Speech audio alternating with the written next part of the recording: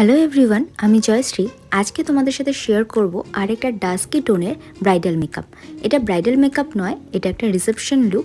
তবে রিসেপশন আর ব্রাইডালে আমরা কিন্তু প্রায় একই সেম প্রোডাক্ট ইউজ করে থাকি। শুধুমাত্র রিসেপশন মেকআপের ক্ষেত্রে কলকা ওয়ার্কটা একটু কম হয়, আর শাড়ি ড্র্যাপিং থেকে শুরু করে ওড়না ড্র্যাপিং, মুকুট পরানো, এগুলো একটু কাজ কম থাকে। এছাড়া ব্রাইডালের বেস যেরকম হয়, রিসেপশনের বেস কিন্তু সেরকমই হয়। অনেকে আমাকে জিজ্ঞেস করে যে রিসেপশন মেকআপ তো, সেই জন্য ব্রাইডাল মেকআপের মতো একই চার্জেস হবে কিনা। কিন্তু এক্ষেত্রে বলি, চার্জেস কিন্তু সমানই হয়। এই দিন যে ব্রাইডের ওপর আমি কাজ করছিলাম, সে একটু ডাস্কি টোনের ছিল, তো তার জন্য আমি পুরোপুরি তাকে সেই রকমভাবেই মেকওভার দেওয়ার চেষ্টা করেছি।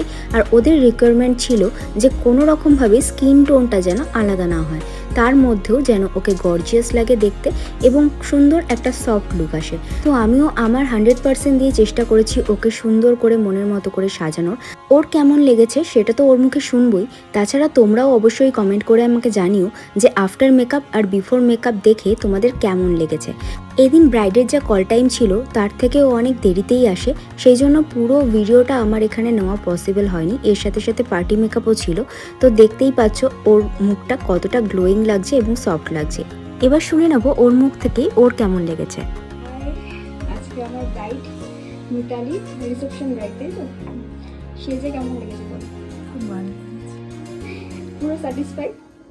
ওকে, ঠিক আছে, থ্যাংক ইউ। মিষ্টি লাগবে, ছোট্ট রঙ করে একটু দেখাই।